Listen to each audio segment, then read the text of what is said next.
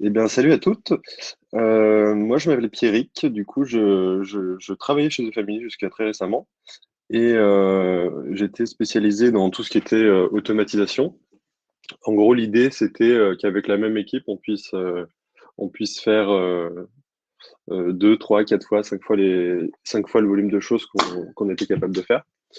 Euh, et aujourd'hui, je fais plein de missions pour plein de boîtes. Et j'en profite pour aussi monter ma boîte, qui bien sûr a un rapport avec l'automatisation, mais je vais vous en parler tout de suite.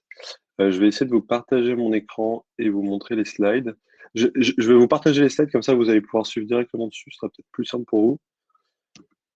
Alors, partager le lien, get link, copy link, hop, hop, je vous le partage dans le chat et vous me dites si vous pouvez y avoir accès. Normalement, c'est bon. Hop, c'est bon, je vois qu'il y a du monde qui se connecte dessus. Top. Euh, Alors, je vais être directement sur les slides, donc je ne vais pas voir les questions. Si vous avez des questions au fur et à mesure, vous essayez de pop-in dans la conversation. Normalement, vous pouvez le faire sans mon autorisation, si ça a été bien configuré comme ça.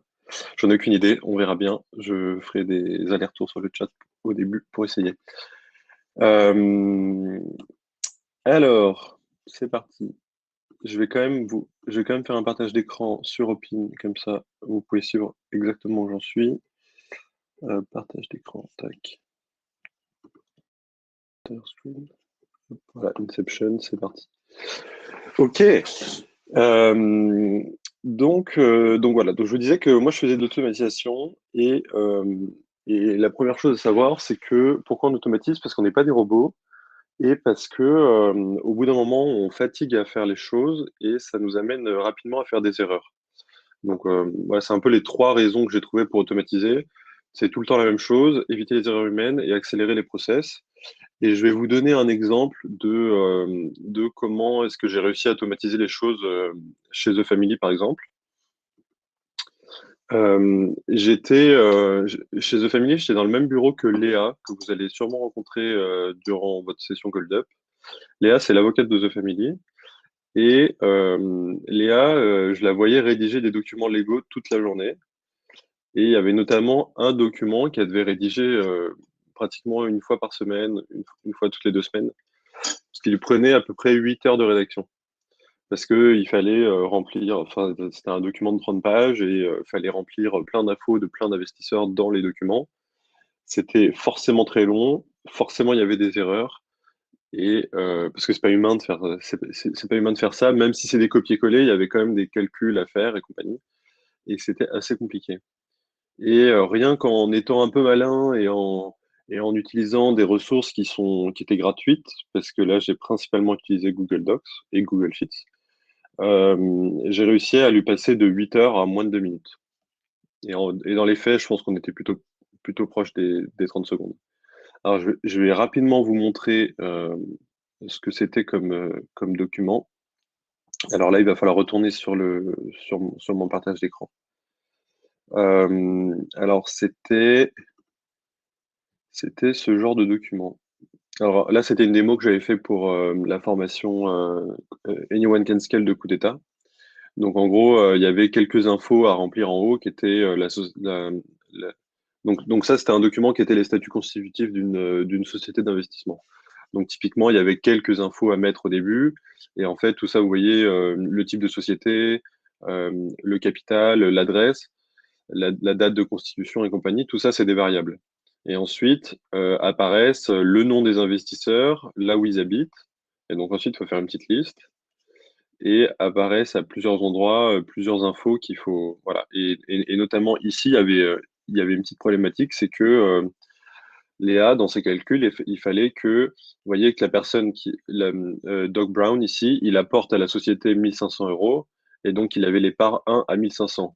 Et la personne d'après, elle apporte 1000, et donc il fallait faire le calcul à chaque fois pour que les parts soient bien numérotées. Et alors là, ça va parce qu'il y a une grosse dizaine d'investisseurs, mais quand il y en a 40, vous imaginez bien, et qu'en plus ils n'ont pas tous mis le même montant, vous imaginez bien que ça, Ça amène des erreurs. Et ça, c'est horrible à faire à la main. Et c'est justement ce truc-là que j'ai automatisé. Donc, en fait, aujourd'hui, elle a simplement un document, un document Excel où elle a juste à copier-coller les infos qu'elle a sorties d'un logiciel qui sert à faire les investissements. Et à partir de là, elle a juste à remplir deux, trois infos qui sont par exemple le capital, l'adresse de la société et compagnie. Et en fait, toutes ces cases-là viennent se remplir en automatique grâce à des toutes petites formules, vous voyez, qui sont pas super compliquées, qui sont finalement des formules Excel assez basiques pour venir concaténer des morceaux de phrases. Et donc, on retrouve ça à plusieurs endroits. Et ce qui est intéressant, c'est donc la partie calcul qui vient se faire ici. C'est celle que je vous disais, dont je vous parlais. Et voilà. Et donc ça lui a fait gagner 8 heures. Et c'est c'est ce genre d'outil qu'il faut arriver à mettre en place, notamment quand vous avez des tâches qui sont vraiment painful. Et comme je vous disais, elles sont surtout amenées où vous êtes amené à faire des erreurs humaines. Euh, Typiquement, dans ce cas-là, le calcul départ. Euh, voilà. Parce que plus vous faites les tâches, on dit souvent que c'est pour 100 tâches répétées, il y a une erreur, alors que pour une machine, 100 tâches répétées, il y a zéro erreur.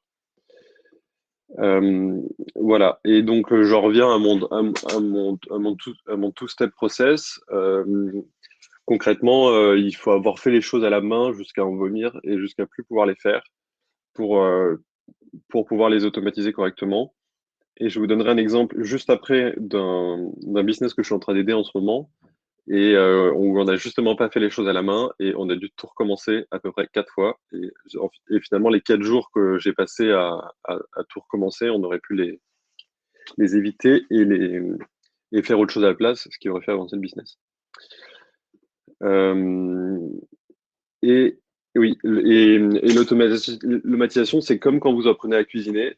De un, faut avoir les bons outils, faut avoir, mais c'est vraiment des trucs simples. C'est genre, si je compare ça à la cuisine, c'est un bon couteau, une planche à découper et une bonne poêle. En gros, c'est ça. Ensuite, c'est comme quand vous apprenez à cuisiner, faut suivre la recette, faut suivre ça bêtement et, et apprendre. Et en fait, c'est quand vous allez l'avoir fait une, deux, trois, 10 fois que vous allez pouvoir, à partir de ce moment-là, improviser. Euh, alors, je reviens pour voir s'il y a des questions. Est-ce qu'il y a des questions? Non, pas encore. Hop. Euh, ok, alors automatiser, c'est bien, mais comme je disais, il faut les bons outils. Et donc, je vais vous parler des outils que je préfère. En ce moment, il y en a plein, il y a plein d'outils qui pullulent. Il y en a, et je pense que le nombre d'outils il grossit tous les jours. Et heureusement, parce que on se rend compte que les quelques gros outils qu'on utilisait jusque-là, ils sont un peu limités. Et en fait, chaque outil permet de faire 80% du job. Et si vous êtes malin, vous arrivez à le pousser à 95 en combinant avec d'autres outils. Euh, voilà. Mais il faut savoir que vous arriverez jamais, enfin, je pense que vous arriverez jamais à faire ce que pourrait faire un développeur en faisant un outil qui est complètement custom. C'est impossible d'avoir quelque chose qui soit exactement comme vous l'auriez imaginé, que ça fasse une interface et compagnie. Par contre, clairement, ça fait 95% du job, si c'est pas 98. Et c'est justement là mon point, c'est que 98% du job, ça fait le job en fait. Et, euh, et, et il faut pas être frustré en se disant je vais prendre un développeur pour me faire mon Shopify, je vais prendre un développeur pour me faire mon truc. En fait, vous êtes capable de le faire. Les tutos, ils sont généralement super bien faits. Et s'ils sont pas super bien faits, il y en a sur YouTube qui sont super bien faits. Tous ces outils, c'est des outils que j'ai pratiquement tous, que j'ai tous utilisés, je crois. Ouais, dans cette liste-là, j'ai tous utilisés. Euh, et, euh, et il y en a, et personne m'a fait une formation sur ces outils-là. C'est simplement en suivant généralement sur chaque outil, vous avez une page Getting Started qui vous explique exactement enfin, par où vous pouvez commencer. Et ensuite, ils vous donnent même des templates de choses qui sont pré-préparées par eux. Et donc, il faut partir de ces choses-là pour derrière être à l'aise, voir l'outil, comment ça fonctionne. Et moi, finalement, je me rends compte que quand parfois, quand je skip des tutos, que je les passe parce que je me dis, ah, j'ai pas le temps, c'est bon, je connais. Finalement, je regrette souvent et j'y reviens derrière parce que il y a des features que j'ai pas vues. Et c'est super dommage parce que elle m'aurait fait gagner beaucoup de temps. Donc maintenant, dès que j'ai un nouvel outil, je fais pratiquement tous les tutos et ça me fait gagner énormément de temps. Et en plus, par exemple, sur des outils comme Airtable qui sont entre 20 et 40 euros par mois, c'est dommage de ne pas les exploiter à fond. Parce que clairement, vous pouvez faire bien plus de choses que ce que vous pouvez espérer. Alors, on va faire un petit tour des outils. Est-ce qu'il y a des questions jusque-là? Hop. Est-ce que tu vas nous montrer aussi des macros? Non, je vais pas montrer faire des macros. Je vais pas montrer les macros, euh, tout simplement parce que j'en ai jamais eu besoin et je pense qu'on peut vivre sans macros et on peut en discuter volontiers juste après. Euh, alors, oui, Airtable. Alors, Airtable, c'est un outil que je pense que ça doit être l'outil que j'utilise le plus aujourd'hui. Airtable, ça permet de pouvoir stocker votre base de données. Et la base de données, c'est la base de votre business. En gros, c'est là que vous allez stocker à la fois les infos de vos clients, les infos des commandes si c'est des commandes, les infos des services si c'est des services, les quantités, est-ce que les gens ont payé, est-ce que les gens n'ont pas payé, vous pouvez stocker des factures, vous pouvez générer des factures, vous pouvez faire de l'analytics sur en fait, au bout d'un moment, dès que vous allez avoir cette data, vous allez pouvoir faire des graphes dans tous les sens. Et Airtable sert justement à ça. Euh, alors, je vais vous partager je vais vous montrer rapidement juste à quoi ça ressemble. Et de toute façon, juste à la fin de mon intervention, je fais une démo. Et alors, on va même repartir à partir d'une base. Et on va prendre un template. Tac. Qu'est-ce qu'on peut prendre comme template sympa? On va prendre Event Planning. Go. Hop, use template. Voilà, donc vous voyez, alors là c'est quoi? Voilà, donc là vous avez par exemple, donc ça c'est de la planification d'événements. Ici vous avez toutes les infos sur tous les événements. Dans cet onglet-là, vous pouvez stocker tous les lieux, donc vous avez exactement toutes les informations de tous les lieux. Et c'est lié bien sûr à chaque événement. Donc là, vous pouvez retrier en mode, OK, dans ce lieu-là, quel événement a lieu? Et donc, hop, vous avez directement ici. Euh, Vous avez les topics. Donc ici, j'imagine que c'est dans ce cas-là, quel type d'événement est fait. Et donc ici, c'était les dates exactement. Donc ici, vous avez les types d'événements. Ici, vous avez les dates qui sont prévues. Vous avez tous les speakers. Vous avez les speakers et les participants avec exactement quels sont leurs titres, leur email, leur numéro de téléphone. Vous avez le staff, les sponsors, le budget. Est-ce que le budget est validé ou pas? Vous voyez qu'ici c'est une formule, donc tout simplement ici ils ont dit si le total des coûts est inférieur ou égal au budget, ça vous met ça vous met un petit emoji coché. Et donc ça vous permet de savoir, de faire rapidement un peu de data. Euh, et ce qui est sympa dans Airtable, c'est que vous pouvez avoir différentes vues. Par exemple, ici, c'est une vue très linéaire en mode tableau Excel. Mais comme vous avez les informations de date, vous pouvez tout de suite sortir un calendrier. Et donc là, vous avez un calendrier avec tous les événements qui ont lieu. Bon, j'arrive pas à les retrouver, bien sûr. Voilà, enfin, voilà, ça ferait quelque chose comme ça, quoi.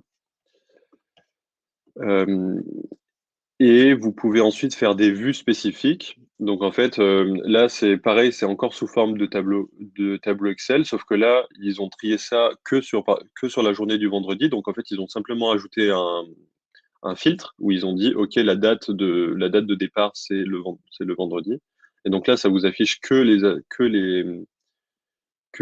events qu'il va y avoir le vendredi.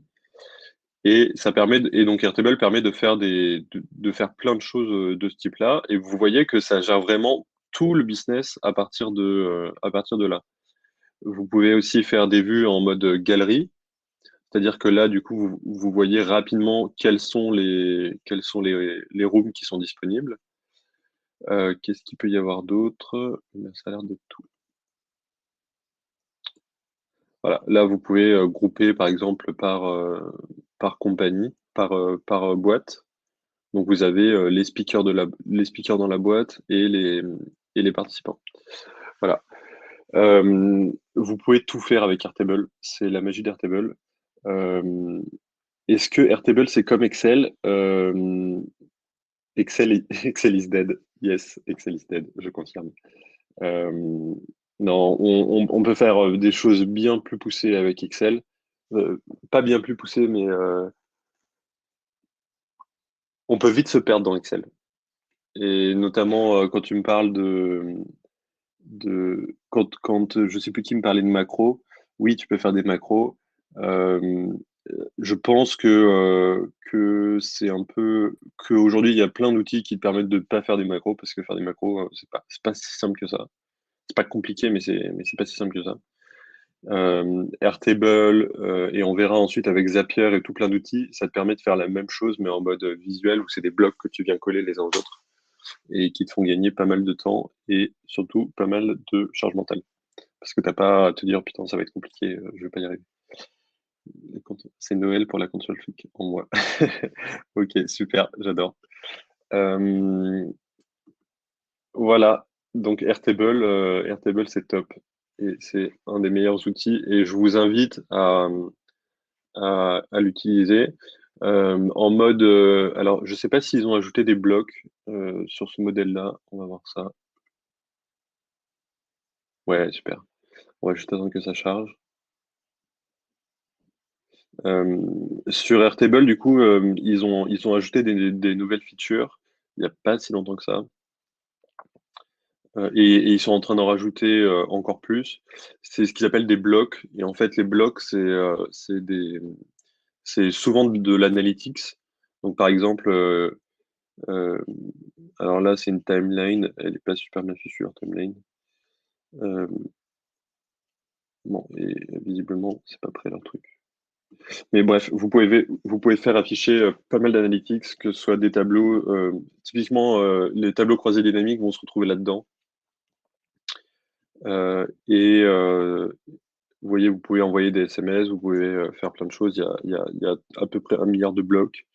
Et notamment un bloc qui viennent de rajouter il n'y a pas longtemps, qui est le bloc scripting, qui permet de pouvoir rajouter du JavaScript par-dessus. Donc, si votre business marche bien et qu'un jour vous avez besoin qu'un dev vous fasse une fonction qui est un peu plus custom, et ben, il peut le faire grâce au scripting, toujours en restant dans Airtable. Et ça, c'est super cool. Vous pouvez, voilà, il y a un bloc pour importer des CSV, il y a un bloc de recherche, il y a plein de blocs. C'est assez cool. Ok, on retourne donc sur ma presse. Après Airtable, donc, je vais vous parler de Glide. Euh, Glide, ça me permet de créer des apps mobiles à partir de Google Sheets.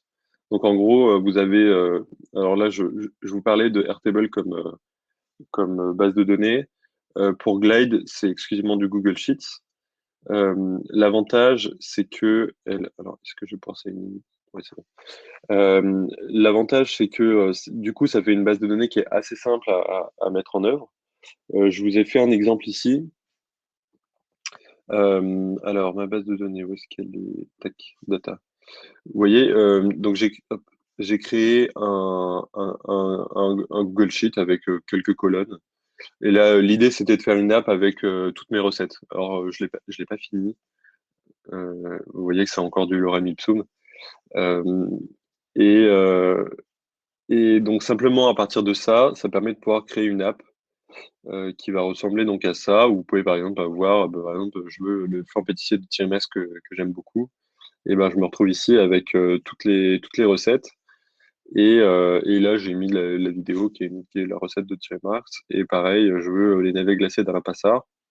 Et ben, je retrouve exactement toutes les infos qui sont dans mon Google Sheets. Et donc, c'est super simple à faire. Et ensuite, alors, il va falloir regarder ma caméra, mais vous pouvez voir que, est-ce que ça s'ouvre? Voilà. Donc, ça fait une petite app comme ça sur mobile. C'est juste un lien à envoyer. Il y a même pas il y a rien à télécharger. Et ça marche assez bien. C'est super cool à faire. Et vous pouvez le faire pour tout plein de choses. Il y a plein de boîtes qui l'utilisent. Par exemple, je sais qu'il y en a qui font qui listent tous les employés dans une app avec les contacts en mode rapide. Il y en a qui font ça pour les communautés. Donc, vous avez une liste de toutes les personnes qu'il y a dans la communauté, puis vous cliquez dessus et puis vous avez directement le, le contact de la personne. Vous pouvez bien entendu faire un genre de mini commerce sur l'app. Je vous déconseille de faire ça parce que il faut télécharger quelque chose et c'est un pain. Mais vous pouvez le faire. Il n'y a pas de problème. Si votre business est basé sur une app et qu'ensuite vous voulez simplement rajouter un module de shopping cart, c'est possible. Voilà, on peut faire plein de choses avec Glide.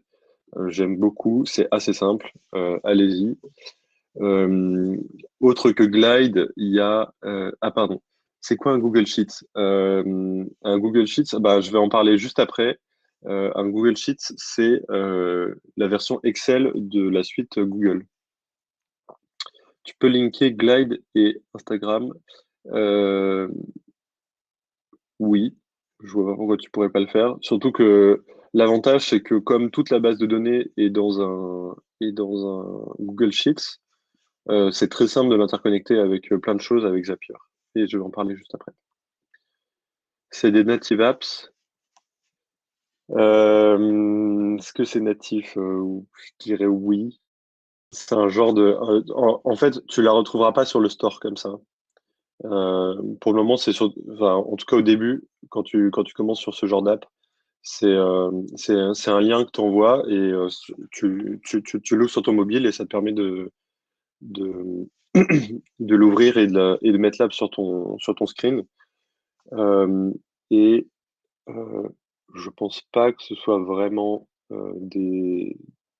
Non, en fait, en y repensant, je suis pas sûr que ce soit vraiment ce que tu appelles du natif. C'est ce qu'on appelle des wrappers, je pense. Mais je t'avoue que j'ai pas essayé de mettre une app sur le store avec. Parce que moi, je voulais juste faire une app de recette et que ça marche très bien. Voilà. Si vous n'utilisez pas Glide, je vous mets je vous en mets deux autres dans le chat. Il y a Thunkable qui paraît super cool. Je l'ai honnêtement jamais utilisé, mais il paraît que les intégrations sont super. Et l'autre, c'est Adalo. Adalo, c'est aussi très cool. Pour le coup, la gestion de la base de données est un peu moins simple parce que bah, elle est gérée dans Adalo. Euh, par contre, je pense qu'on peut faire un peu plus de choses avec Adalo. Forcément, vu qu'on n'est pas limité par Google Sheets, on peut faire un peu plus de choses. Ça peut être lié à Shopify. Non. Non, c'est vraiment autre chose. Pour la base de données, c'est, donc, comme je disais, Google Sheets. Combien ça coûte Glide? Bah écoute, moi, mon app de recette, je l'ai sorti pour 0. Par contre, il y a marqué Glide partout. Et je crois que si je me plante pas, c'est une vingtaine d'euros. Je vais pas te dire n'importe quoi, regarde pricing. Voilà, c'est 20 euros par mois. qui est honnêtement pas grand-chose, hein. Et qu'est-ce que tu peux avoir? Tu peux avoir 25 000 lignes de données, 10 gigas d'images. Tu peux avoir plein de choses. Enfin, tu vois, tu as pratiquement exactement la même chose. Voilà. Ok. Donc, on a parlé donc des apps mobiles. Cool. Pour tout ce qui est email marketing, euh, j'aime bien MailerLite. Euh, c'est, je pense, un des plus simples à prendre en main. C'est 1000 fois moins cher que Mailchimp. En ce moment, j'entends pas mal. Enfin, je sais qu'il y a beaucoup de personnes qui utilisent aussi Send, Sendinblue. Je vais vous le mettre dans le chat. Sendinblue. Et qui ont aussi des très bons retours. Euh, c'est, il n'y a pas de, pour moi, il n'y a pas d'énorme différence de est-ce que les mails vont bien être reçus ou passer en spam. Et évitez de parler de Viagra dans vos, dans vos campagnes marketing et elles passeront pas en spam. Euh, Faites attention à toutes vos images, notamment, à bien penser à les réduire pour qu'elles soient le moins lourdes possible, parce que ça pardonne pas. Et faites simplement des mails que les personnes ont envie de voir, quoi. Faut pas envoyer un mail, ont envie de dire. Faites pas un mail pour faire un mail. Il faut faire un mail avec du vrai contenu et vraiment apporter des choses. Et là, votre taux d'ouverture, il va être démultiplié. Est-ce qu'il y a des questions? A priori, c'est une progressive app. Ok, super. Je t'avoue que les termes techniques. Euh, et d'un point de vue design sur Glide, c'est ultra simple. Vous avez, du coup, je rebondis juste sur Glide, comme ça, on passe. C'est juste c'est- Vous pouvez ajouter simplement. Vous, vous voyez, si vous voulez changer le format, c'est déjà tout préconfiguré. Vous pouvez faire plein de choses. Et bien sûr, tout ça, c'est customisable, hein. Là, je vous fais simplement une version courte. Mais vous pouvez ajouter plein de modules, vous pouvez ajouter plein de choses. Ok, on est reparti sur les tools. Euh, ok, donc après les emails, on va parler des questionnaires. Euh, je pense que avoir du feedback, c'est sûrement la chose la plus importante que vous ayez à faire, notamment au lancement de la boîte. Il faut parler avec vos users. Dès que vous faites quelque chose pour vos users, il faut leur demander qu'est-ce qu'ils pensent. Et il faut faire ça de manière continue. Et Typeform s'y prête super bien. Typeform, ça fait des super beaux questionnaires. Je vais vous montrer un exemple. Typeform, tac. Hop. Alors, ça fait des questionnaires qui sont assez propres. Hop. Voilà, donc vous avez un écran d'accueil et ensuite, simplement, vous avez les questions qui viennent défiler. Alors, je suis obligé de remplir pour vous les montrer. Voilà. Et donc, vous avez tout plein d'options. C'est pareil, c'est hyper simple. Vous voulez rajouter une question ici, clac, c'est simplement, on vous propose tout plein de types de champs différents, des menus déroulants, des étoiles, des emails. Vous pouvez faire plein de choses. Et ça, en fait, ça vous permet de pouvoir récolter de la data hyper, oui, de la data qualitative de manière hyper smooth pour les users. Et je vous invite, quand vous faites ce genre de questionnaire, à faire les questionnaires les plus courts possibles, parce que quand vous faites un questionnaire qui a 40 questions, c'est horrible à faire et on a pour 20 minutes. Et vous êtes à peu près sûr que vos users vont vite quitter le questionnaire avant d'arriver au bout. Et ce qui est sympa dans Typeform, c'est que quand vous allez dans Results, vous pouvez voir en combien de temps est-ce que les gens. Alors là, le questionnaire est vide, je pense qu'il n'y a pas de réponse sur celui-là. Bon, normalement, ici s'affiche donc le temps moyen pour avoir complété le questionnaire, euh, le taux de complétion, donc c'est-à-dire le taux entre le nombre de personnes qui ont ouvert le questionnaire et ceux qui l'ont rempli. Et donc, vous pouvez voir ensuite, ici, vous avez des stats sur chaque question. Et ça vous fait rapidement un peu d'analytics. Bon, là, il n'y a pas de réponse visiblement dans ce questionnaire, mais ça vous fait de l'analytique. Voilà, je vais vous montrer un questionnaire où il y a des réponses, ce sera plus simple. Results. Hop, voilà. Vous pouvez voir que ici, par exemple, c'est un questionnaire qui était beaucoup trop long à remplir. Bon, je pense que 38 minutes, c'est un peu biaisé parce je pense qu'il y a une personne qui a dû le laisser ouvert et qui, du coup, ça a planté le temps.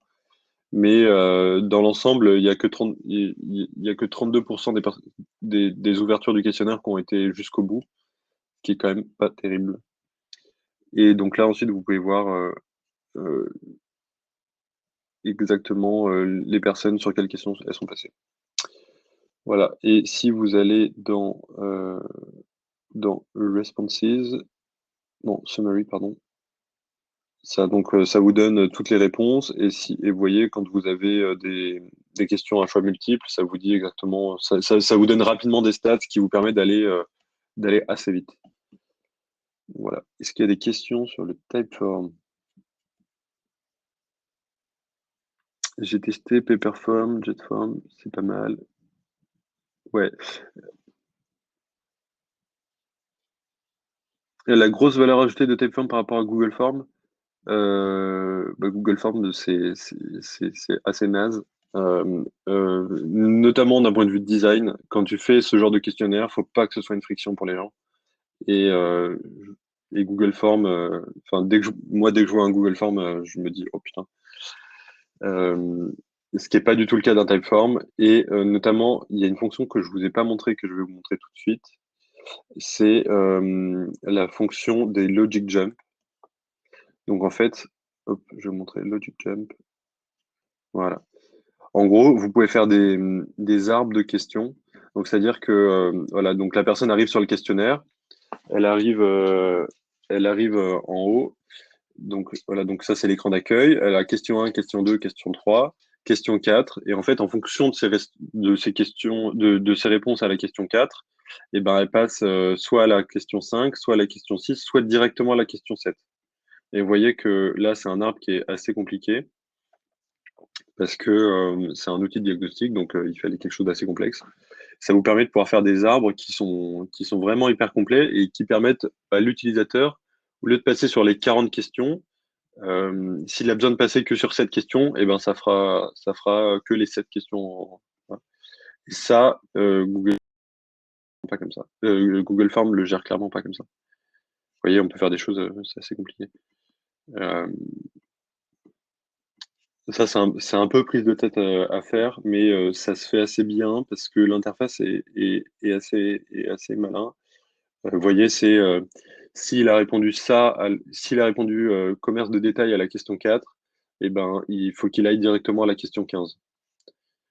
Pareil, s'il a répondu commerce de bouche et autres. Et par contre, s'il a répondu entreprise avec visite de clientèle, là, il va directement à la question 18.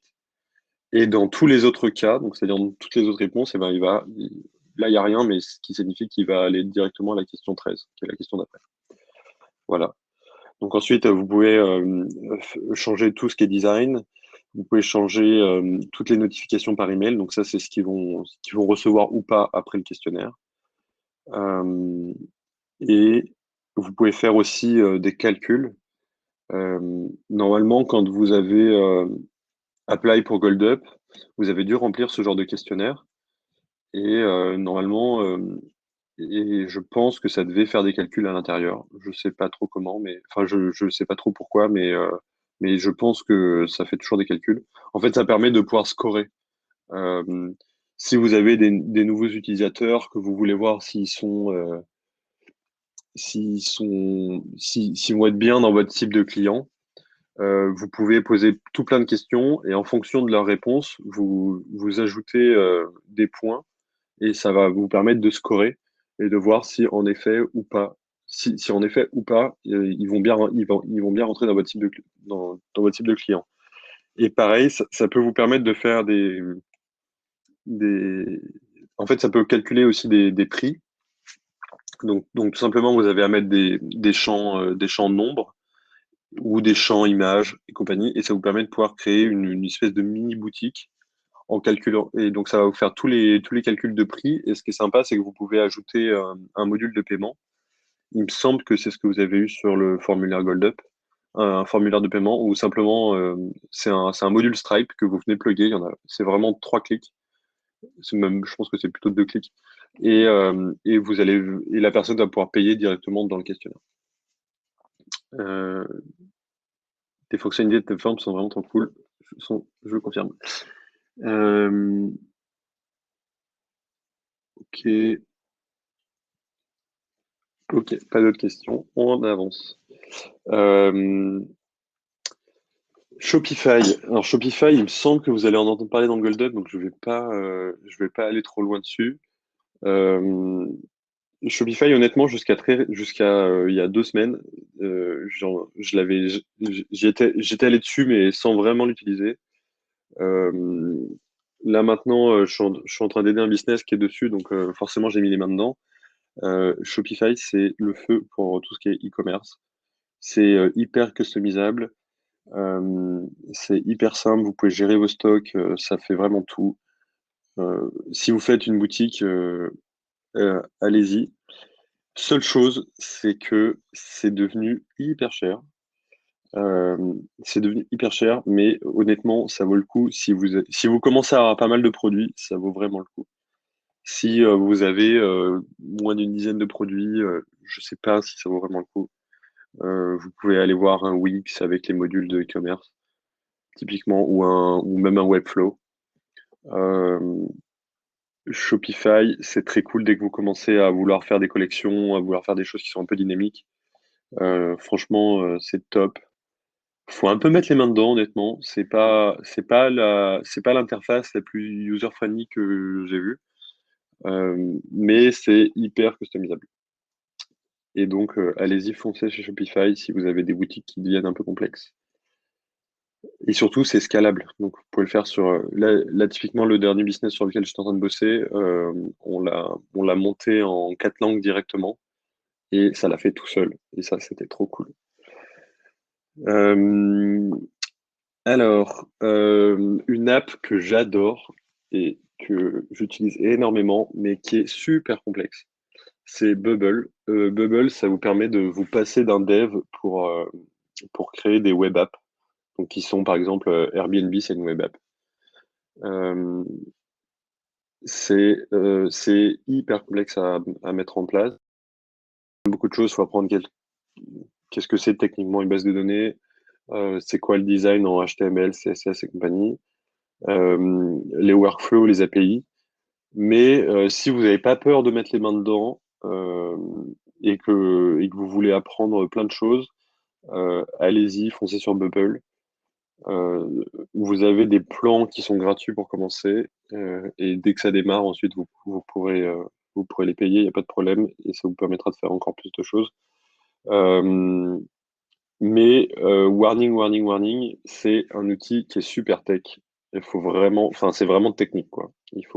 C'est pas, vous n'allez pas faire des lignes de code. C'est justement le point, c'est de pas faire une ligne de code. Par contre, il faut comprendre ce que c'est qu'une API, il faut comprendre comment fonctionne une base de données. C'est un autre niveau que Airtable, par exemple. Est-ce qu'il y a des questions? Est-ce que- Ouais, tester sur Bubble, c'est pas si simple. Je confirme, c'est pas si simple. Mais en fait, c'est la beauté des outils qui sont pas simples, c'est que du coup, tu peux faire, il y a qu'une seule limite, c'est ta créativité. Et j'ai envie de dire, c'est un peu ça pour tous les outils qui sont puissants. Par exemple, Airtable, la seule limite, c'est la créativité parce que vous pouvez le plugger à tellement d'outils que, que vous pouvez faire des machines qui sont vraiment magnifiques. Euh, Chez The Family, on avait fait des petits bots qui honnêtement étaient vraiment super cool et qui nous faisaient gagner du temps, un truc de ouf. Pour Bubble, quel type de profil peut le gérer si c'est pas un dev? Bah écoute, en ce moment, ça pleut des agences sur Bubble. C'est souvent pas des devs. Euh, Ensuite, tu as des devs qui se mettent sur Bubble parce que c'est quand même vachement moins chiant de faire. Parce qu'en fait, Bubble, ça fonctionne sous drag and drop. Euh, donc, c'est quand même vachement moins chiant que d'écrire des lignes de code. Et surtout, ça permet de pouvoir faire des produits qui sont 1000 fois plus rapides. Et vous savez quoi, je vais juste vous montrer à quoi ressemble l'interface. Euh, euh, Tac. Donc ça, c'est une boîte que je suis en train de monter. Donc simplement, alors je vais vous montrer une page qui est un peu plus intéressante que celle-là. Task. Euh, Typiquement, alors je vais juste afficher des choses parce que là, il n'y a rien d'affiché.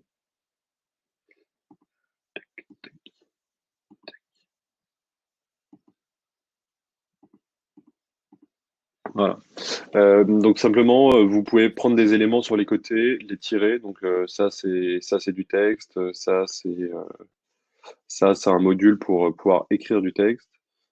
Ça c'est une checklist, ça c'est un bouton euh, et compagnie. Vous pouvez faire plein de choses. Ça c'est un menu déroulant. Vous pouvez faire tout plein de choses. Il faut simplement avoir les idées. Ensuite, ça reste du design ici. Et ensuite, vous venez gérer votre base de données dans un genre de tableur. En fait, normalement, une base de données, vous n'êtes pas censé l'avoir. Euh, et enfin, elle est complètement écrite en code, vous n'êtes pas censé l'avoir. Là, ils l'ont rendu en mode visuel. Donc, ça vous permet de pouvoir faire, par exemple, sur tous mes users, j'ai exactement toutes les infos de mes users qui sont rentrés dans ce tableau-là. Et vous pouvez venir les modifier à la main directement ici. Alors, soit vous les modifiez à la main, soit bien sûr, vous faites des vues dans votre app qui permettent de venir modifier dans la base de données. Vous pouvez ajouter des plugins et ensuite ça fonctionne en fait sous forme de workflow. Donc vous dites si la personne a cliqué sur le bouton Add, et ben il faut créer un nouveau champ dans la base de données et ensuite reset les inputs et ensuite créer un nouveau champ dans une autre base de données, dans une autre table sur la base de données. Voilà, ça fonctionne simplement sous forme de, de workflow. Ça, c'est pas hyper compliqué, mais il faut vraiment mettre les mains dedans. Les tutos sont complexes. Euh, mais vous pouvez faire plein de choses et si vous avez du temps et que ça vous amuse, que vous aimez bien, il faut faire beaucoup de logique. C'est finalement beaucoup de logique. Euh, et si vous avez du temps, allez-y, faites ça. Si vous n'avez pas de temps, mais que vous avez un tout petit peu d'argent, c'est aussi intéressant de prendre des devs sur Bubble.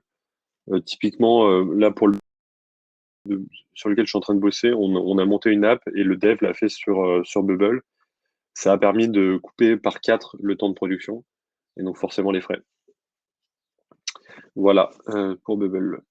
Euh, pour tout ce qui est admin, email et compagnie, moi je conseille très fortement d'utiliser la suite Google. Euh, alors il y en a plein qui vont me dire oui, mais Excel c'est bien, oui, mais Word c'est bien, oui, mais Outlook c'est bien. Oui, c'est bien, mais ça a un énorme défaut, c'est que c'est pas collaboratif et c'est pas aussi simple, c'est pas aussi collaboratif que peuvent l'être G Suite. Je sais qu'il y a des nouveaux, il y a des nouveaux trucs Office 365 et compagnie, mais c'est vite payant, c'est vite et c'est vraiment beaucoup moins bien fait que G Suite. Euh, Enfin, vous voyez là, c'est partager le Google Set que je viens de vous partager, ça s'est fait en un clic, ce qui est pas du tout le cas de tout le reste.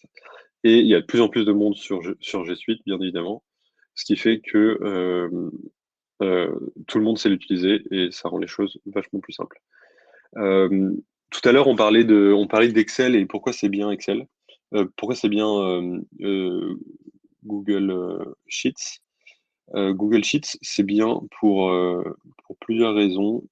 Euh, de un, il y a des formules que vous aurez jamais dans Excel, qui n'existent pas dans Excel. Je crois que c'est notamment la formule unique, il me semble, qui en gros va vous chercher dans un set de données, ça va vous chercher ça va pas compter, ça va chercher toutes les lignes qui sont uniques. Donc par exemple, vous avez une liste de personnes et vous savez que plusieurs fois dans la liste vous avez la même personne, et ben là ça va virer tous ces trucs-là. Et en fait, ça va vous le faire en dynamique. Donc, c'est-à-dire que si demain, vous venez rajouter d'autres personnes sur ce set de personnes, vous venez en rajouter des lignes en dessous, et ben en fait, ça va être dynamique et ça va tourner tout le temps. Et ça, Excel n'est pas capable de le gérer parce qu'il faut une force de computation derrière qui est assez violente. Et ça, vous pouvez le faire Code9. Et notamment cette formule unique, moi, je l'utilise tout le temps dans tous les trucs que j'ai à faire. Ça fait gagner beaucoup de temps et il y a pas mal de business que j'ai aidé rien qu'avec cette formule-là et ça, vous pouvez clairement le faire qu'avec Google Sheets. Combien de temps de formation? Alors, il y a deux, trois questions sur Bubble. Je vais les prendre tout de suite pour pas oublier. Quel type de profil peut le gérer si c'est pas un dev? Une fois que c'est lancé, très honnêtement, c'est pas très compliqué de le gérer. C'est de la base de données. Comme je vous ai montré, la base de données, elle est dans un genre de tableur. Ça se fait bien. Il n'y a pas de problème. Et en théorie, si le dev est bon, il vous a fait une interface admin et donc vous pouvez tout gérer à travers l'interface. Quand tu dis que Airbnb l'utilise, tu peux préciser s'il te plaît? Non, j'ai pas dit que Airbnb utilisait Bubble, ça aurait été trop cool. J'ai dit que Airbnb était une web app. Euh, C'est-à-dire que c'est une application qui tourne online, où vous avez des interfaces, une interface client, une interface, dans le cas d'Airbnb, propriétaire. Voilà, c'est ce genre d'app. Euh, et c'est ce genre de choses que vous pouvez faire avec Bubble que vous pouvez pas faire, par exemple, avec Wix ou avec Webflow ou avec. Voilà. Euh, Où est-ce que je... Est-ce qu'il y a des formations sur Bubble? Euh, le meilleur moyen de se former sur Bubble, c'est d'aller sur le forum de Bubble. Il est incroyable. La communauté, elle est ouf. Combien de temps à peu près pour se mettre dedans? Sur Bubble, moi, ça fait un peu plus d'un an que j'y suis. Euh, Honnêtement, je pense que si t'as pas de bagage, si t'as pas du tout de bagage technique, c'est-à-dire que t'as jamais même fait de HTML ou de CSS, que t'as jamais effleuré une base de données, il va te falloir un bon mois pour être un killer dedans, quoi. Ensuite, mais je pense qu'en moins, tu peux faire des trucs cool. Comme j'ai pas mal de boulot sur Bubble en ce moment, sur des missions qui tombent, je viens de mettre ma sœur dessus. Et juste en suivant des tutos, en moins d'une semaine, elle a réussi à sortir une app qui permet aux, aux agriculteurs de pouvoir vendre leurs produits online. Voilà, en une semaine. C'est pas parfait, c'est un peu moche, il y a des. Bon, faudra pas lui dire. Et il y a plein de choses à revoir, il y a des best practices qu'elle n'a pas encore, mais clairement ça fonctionne. Et ça, rien que le fait que ça fonctionne, c'est exactement ce qu'il faut aller chercher. Quel budget pour un dev, pour une app? Alors, typiquement, pour le dernier projet que j'ai fait, le mec, on l'a payé 1500 balles, donc c'est-à-dire il était à 500 € la journée. Et il nous a sorti une app alors qui est pas sur les stores, mais qui est mobile responsive et qui fonctionne bien. Donc il nous a sorti ça en 3 jours. Et il y avait une interface admin, il y avait une interface client, tu pouvais te connecter et compagnie. Et il y en a eu pour 1500 € parce que c'était sur Bubble et que ça va forcément plus vite. Et le mec avait jamais fait de Bubble avant, donc on a un peu payé sa learning curve, mais voilà. Ok, on continue dans les tools. Alors, donc je disais que c'était trop cool. Euh, Notion. Notion, en ce moment, c'est pas mal en train d'exploser. Euh, c'est une super belle boîte. Et j'adore Notion quand il y a quand c'est utilisé pour faire du customer support. Alors, je vais vous passer le customer support d'une boîte que j'aime beaucoup, euh, qui s'appelle Smart BNB. J'adore ce qu'ils font. Smart BNB, c'est une boîte de The Family. Euh, Concrètement, ils te permettent de pouvoir optimiser tes Airbnb en faisant des messages qui sont plus ou moins automatisés, en faisant du clair et compagnie à fond pour les clients. Et ils ont notamment un truc qui est très cool, c'est que, en fait, Airbnb, c'est une boîte qui est full remote, c'est-à-dire que ils n'ont pas de bureau. Ils bossent de partout sur la planète. Et donc, quand tu as ce genre de boîte, tu es un peu forcé d'avoir toutes les bonnes pratiques et tous les savoirs à un endroit parce que, bah, de toute façon, parce que tu peux pas poser la question à ton collègue qui est juste à côté de toi parce que t'as pas de collègue. T'as pas de collègue sur place. Et donc, tu es obligé de bien écrire les choses et c'est exactement ce qu'ils ont fait pour leur customer support. Je vais vous envoyer le lien. Vous allez voir, c'est hyper cool. Ça, c'est Bubble, c'est pas Opin. Hop, tac.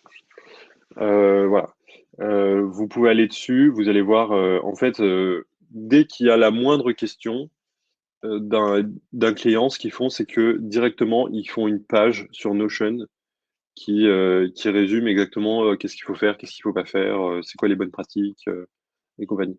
Et avoir son support client sur Notion, ça fait gagner un temps de ouf parce que en fait tout est écrit et si une personne vous pose une question, enfin mettons que vous ayez mis un petit chat sur le côté sur votre site, il y a une personne qui vous pose une question qui est posée 1000 fois, bah, vous avez juste à envoyer le lien du Notion avec bien sûr la bonne page pour être un peu plus clair et ça va vous ouvrir directement et ça va lui donner directement la réponse. J'adore les customer support sur Notion, c'est vraiment trop bien fait. Euh, voilà, hop, cool. Notion. Et ensuite, si vous voulez faire un site qui soit statique, alors qu'est-ce que j'entends par statique? Statique, c'est l'inverse de dynamique, et notamment c'est l'inverse d'une web app. Donc, ce dont je parlais tout à l'heure, c'est-à-dire que vous n'allez pas avoir de base de données qui va changer derrière. Euh, le site de GoldUp, par exemple, est fait sur Wix. Et c'est super efficace. Ça fait 1000 fois le job. Et, euh, et allez pas vous embêter à vouloir même prendre un dev pour faire ça. Wix le fait très bien. C'est pas super cher. Vous pouvez rajouter plein de modules sur Wix. Euh, et franchement, la prise en main est super simple. C'est pareil, c'est du drag and drop. Ça se fait super bien. Personnellement, j'aime beaucoup Webflow parce que je trouve que les designs sont un peu plus modernes. Euh, Webflow est pareil en train d'exploser. Par contre, c'est un peu moins simple à prendre en main. Faut en être conscient. Mais bon, c'est un peu comme tous ces outils, il faut y aller, quoi. Il faut peut-être commencer par simple et ensuite aller dans votre deuxième version sur un peu plus compliqué. Mais de toute façon, généralement, ce que vous allez apprendre sur une plateforme, ça va vous être utile sur une autre plateforme si c'est la même chose. Typiquement, Wix et Webflow. Si vous apprenez à utiliser Wix, il y a peu de choses que vous ne saurez pas faire sur Webflow. Même si l'outil est un tout petit peu différent, c'est souvent les mêmes grands principes. Voilà. Est-ce qu'il y a des questions? Je confirme, j'ai fait mon premier site grâce à un outil comme Wix, super facile. Un jour, j'avais mon site. Oui, Strikingly est bien. Strikingly vieillit très mal. Voilà, c'est dit. Il y en a plein. Si vous cherchez des outils, il y en a plein. Honnêtement, il y a des modules de vente sur Wix. Oui, bien sûr, il y a des modules de vente sur Wix. Ouais. Mm. Ouais, c'est des plugins que tu viens. Non, c'est des modules que tu viens activer, je crois. Et ça se fait très bien, hein, ça fonctionne très bien. Si vous avez des petites boutiques Wix, il y a des grosses boutiques qui tournent sur Wix, hein. Mais ce qu'il faut savoir, c'est qu'au bout d'un moment, ils commencent un peu à ramer quand il y a trop de produits. Je pense que euh, ouais, si vous avez 10, 15 produits, ça tient. Si vous avez plus, honnêtement, vous allez vous faire chier. On m'a dit que Wix n'était pas aussi bien optimisé que WordPress pour le référencement. Ah, abordons le sujet de WordPress. Euh, WordPress, c'est trop cool. WordPress, vous pouvez faire plein de choses. WordPress, c'est vieux. WordPress, ça vieillit mal. C'est un peu. Oui, on me dit souvent, oui, mais il y a 75% des sites web dans le monde qui sont faits sur WordPress. C'est vrai, c'est vrai. Mais il y a 75% des sites web dans le monde qui sont vieux. Ouais, voilà. Ouais, ouais, non, franchement, WordPress, vous pouvez tout faire. Il y a 1 milliard de modules. WordPress, c'est parti d'une base open source, donc forcément, il y a plein de gens qui sont venus se baser dessus et bâtir des outils pour ça. Vous pouvez faire 1 milliard de choses. Vous pouvez faire des boutiques, vous pouvez faire des machins. Mais franchement, vous allez vous emmerder. C'est sûr que c'est beaucoup moins cher, hein, parce que moins cher que gratuit, il n'y a pas. Mais franchement, ça vaut le coup de payer 8 euros par mois pour avoir un Wix, quoi. Hop, trop cool. Allez, on continue. Et donc, maintenant, on arrive à la meilleure partie, celle que j'adore, qui est la glue qui va permettre de connecter tout ça. Et c'est Zapier.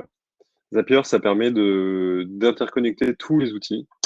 Et en fait, Zapier, enfin, si vous voyez, si vous prenez les trois lettres au milieu, là, c'est API. Et en fait, c'est, ça vous permet de pouvoir connecter les API entre elles. Qu'est-ce que c'est une API? Comment faire simple? Je suis même pas sûr de savoir le définir correctement, mais imaginez qu'une API, c'est une boîte noire, vous faites rentrer des données d'un côté et ça vous en ressort de l'autre côté en l'ayant formaté ou en ayant transformé ou en l'ayant enrichi. C'est simplement ça. Vous prenez pas la tête sur ce que c'est, même j'ai envie de dire oubliez. Zapier, ça permet de connecter les outils entre eux. Voilà, c'est un très bon résumé. Euh, et comment ça fonctionne? Ça fonctionne sous forme de trigger action. Donc, vous allez avoir un élément déclencheur au tout début qui va ensuite vous déclencher une action 1, puis une action 2, puis une action 3. Et en fait, à chaque fois, vous allez pouvoir récupérer les données de la fonction d'avant. Donc, par exemple, et ça, c'est un exemple qu'on va faire juste après. Euh, Quelqu'un remplit votre typeform. Donc, ça va être un trigger. Dès que la personne a submit le typeform, ça va être un trigger. Ce que ça va pouvoir faire, c'est envoyer les données dans un Airtable. Et à partir du Airtable, dans le Airtable, ça va faire des calculs. Et direct derrière, vous allez pouvoir, par exemple, envoyer un mail personnalisé avec, par exemple, le nom de la personne qui a été remplie dans le Typeform, mais aussi, vous allez pouvoir faire des calculs pour donner un score, pour donner un diagnostic, n'importe quoi. Et tous ces calculs peuvent être faits dans le Airtable. Je vais vous montrer juste après ce que j'ai pu faire pour la dernière boîte pour laquelle je suis en train de bosser. Et donc voilà, donc c'est trigger, action, action, action. Faites autant que vous voulez. Je crois que mon record, c'était 25. Mais je pense que vous pouvez aller beaucoup plus haut.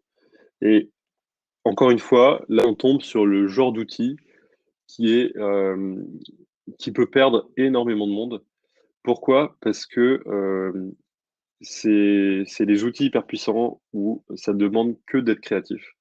Et, euh, et souvent, et j'aime bien comparer tous ces outils un peu puissants à la cuisine. C'est que c'est pareil, vous avez plein d'ingrédients et maintenant, qu'est-ce que je veux en faire de tous ces ingrédients?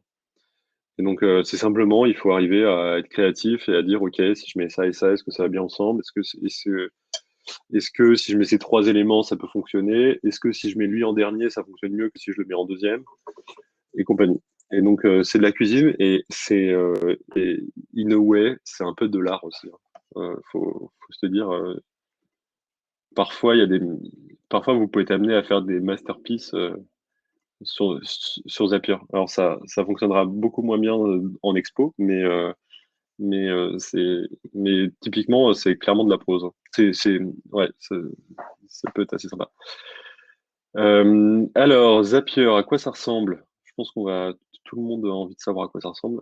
Dans le chat, rapidement, qui utilise Zapier?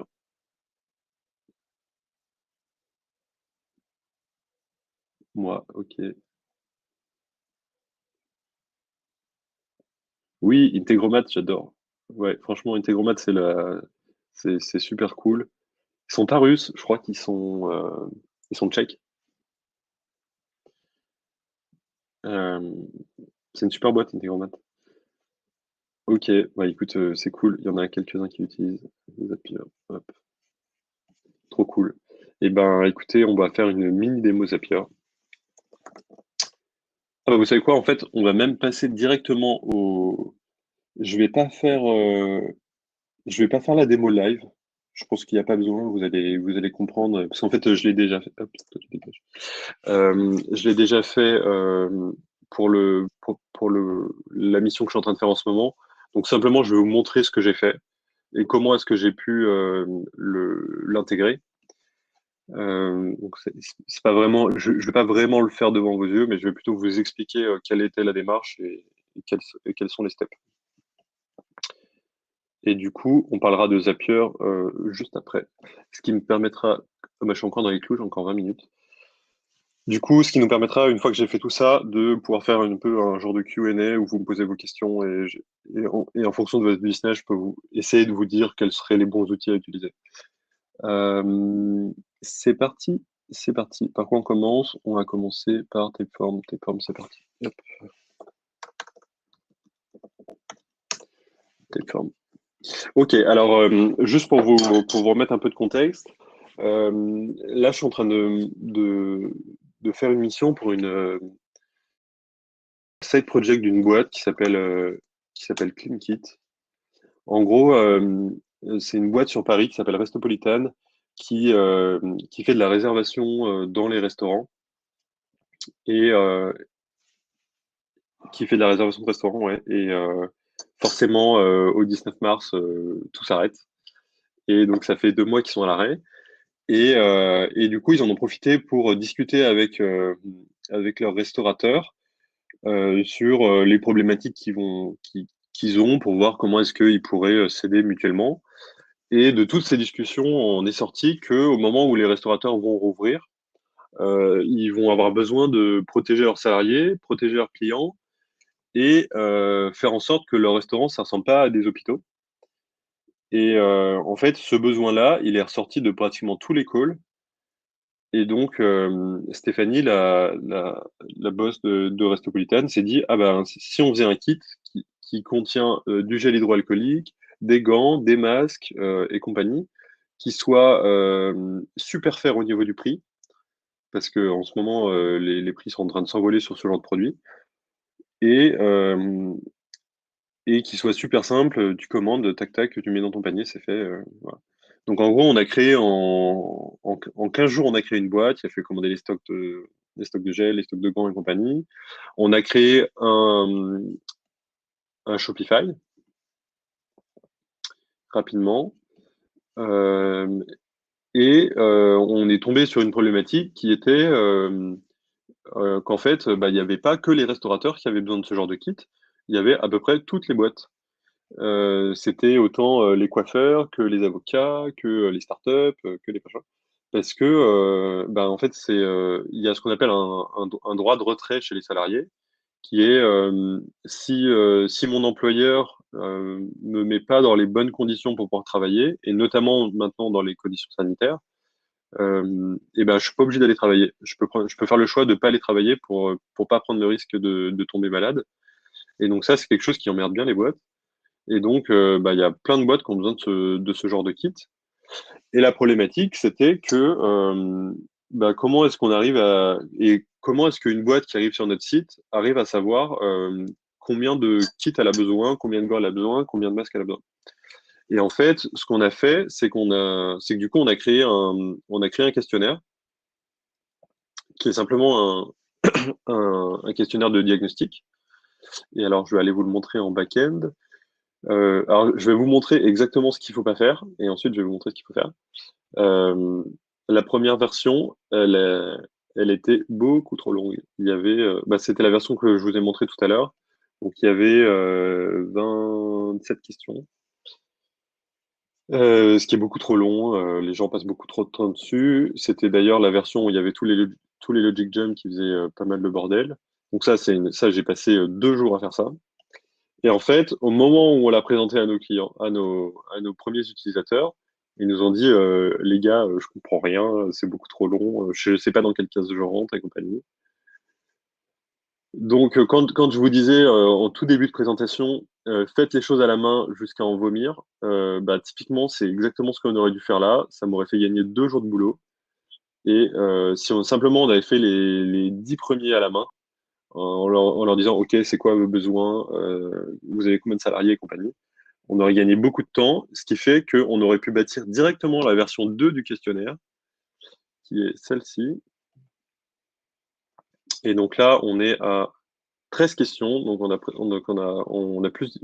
a divisé par deux, sachant qu'il y a aussi des logic jump, donc la personne qui fait le questionnaire, elle a moins de 10 questions. Avant, on lui demandait son prénom, son nom, son email, où il habite, et le nom de sa mère et compagnie. Là maintenant, on lui demande son email et c'est fini. On lui demande dans quel domaine il travaille, est-ce qu'il a des salariés qui viennent, est-ce que ces salariés ont besoin de masques, est-ce qu'ils ont le nombre de clients qu'il y aura par jour, est-ce qu'ils ont besoin de gants, est-ce qu'ils ont besoin de visière, est-ce qu'ils ont pris leur activité. Point. Hop, c'est fini. Et donc, toutes ces données-là, ce que ça fait, c'est que grâce à Zapier, donc je vais vous montrer le Zap en question. Alors, on va déconnecter. Hop. Je dis, donc ça va être mon élément de trigger, donc mon élément déclencheur. Dans Zapier, je dis, OK, dès que tu reçois une nouvelle donnée dans le Typeform, donc simplement, je vous montre rapidement. Donc vous avez simplement à sélectionner Typeform. Vous choisissez donc Typeform, le type de trigger qui est possible. Là, chez Typeform, il n'y a qu'un seul trigger possible, c'est une nouvelle entrée. Donc vous connectez votre compte et ensuite vous choisissez le questionnaire en question. Hop. Et ensuite, ce que va faire Typeform, c'est qu'il va aller vous chercher un set de data qui est dedans. Alors s'il n'existe pas, il va vous mettre du lorem ipsum, c'est-à-dire qu'il va il va remplir des données au hasard. Par contre, si le questionnaire a déjà été rempli une fois, ce qu'il va faire, c'est qu'il va aller vous chercher les dernières données qui ont été remplies. Donc là, par exemple, il y a quelqu'un qui a rempli le questionnaire. Et donc, vous pouvez retrouver toutes les questions du questionnaire ici. Tac. Et donc ensuite, maintenant que le trigger a été créé, il faut faire des actions. Donc là, vous voyez action 1, action 2, action 3. Vous voyez, c'est when this happens, do this, do this, do this. Et donc, ce qu'on est allé faire derrière, c'est qu'on est allé, ce qu'on voulait nous, c'était que ça aille directement dans un Airtable. Donc, on va aller sur. Ah non, je vais pas aller sur cette page-là, c'est pas smart. Airtable, tac. Donc, j'avais créé ma base Airtable. Et donc, ce que ça a fait, c'est que vous voyez que mon but, c'était que ça vienne rajouter une ligne dans Airtable. Et donc, tout simplement, ce que je dis à Airtable, donc ce que je dis à Zapier, c'est pareil, une fois que j'ai connecté et que je lui dis quoi faire, je dis, OK, alors tu vas aller chercher dans la base Airtable qui s'appelle CleanKit, dans la table qui s'appelle Diagnostic V2, donc dans mon cas, c'est cet onglet-là. Et ben, tu vas me prendre tous les. Donc, lui, ce qu'il va faire, c'est qu'il va aller chercher tous les titres de colonnes. Et ensuite, ce qui reste à faire, c'est associer les réponses du Typeform à chaque colonne. Donc, typiquement, si je voulais si dans mon questionnaire j'avais eu un champ de nom, bah, j'aurais juste à sélectionner la question quel est votre nom et en fait ça va venir directement mettre la réponse. Alors moi j'ai un peu plus de colonnes dans mon Airtable que nécessaire parce que comme je vous l'ai dit on l'a tout recommencé. Donc en fait simplement je suis allé associer chaque colonne du Airtable à une réponse du Google Sheets du Typeform. Donc, vous voyez, simplement, il fallait simplement retrouver les réponses. Bien sûr, vous, je pense que vous n'en aurez pas autant. C'est juste que moi, je suis parti de l'ancien modèle. Vous voyez qu'il y avait il y avait beaucoup trop de questions. Et ensuite, ce que vous allez dire à Zapier, une fois que vous avez tout associé, c'est OK, maintenant, ce que tu vas faire, c'est que tu vas tester. Et donc, simplement, vous avez à cliquer sur Test and Review. Et ce que ça va faire, c'est que ça va venir vous créer une ligne dans Airtable. Vous voyez, celle-là, elle était déjà, mais celle qu'on vient de créer, c'est celle qui est juste là. Et donc, c'est venu remplir exactement dans Airtable ce dont vous avez besoin. Et dans notre cas, on a des petits calculs qui se font au fur et à mesure. Donc, par exemple, c'est le besoin en nombre de kits. En fait, ce besoin en nombre de kits, il est relatif au nombre de salariés. Donc là, la personne a dit qu'elle avait 3 salariés temps plein. Donc, ce qu'on fait, c'est que nous, on sait qu'il faut un kit toutes les 5 personnes. Donc, simplement, ce qu'on fait, c'est on fait un petit calcul qui dit, OK, tu divises le nombre d'employés par 5, et ensuite, tu l'arrondis au supérieur, parce qu'on ne va pas livrer 2,6 kits, quoi, c'est ridicule. Donc voilà, donc ça fait le calcul. Et juste derrière, on a pareil avec le prix. Donc simplement, ça prend la colonne d'avant, donc la colonne de besoin, et ça vient rajouter le prix. Tac.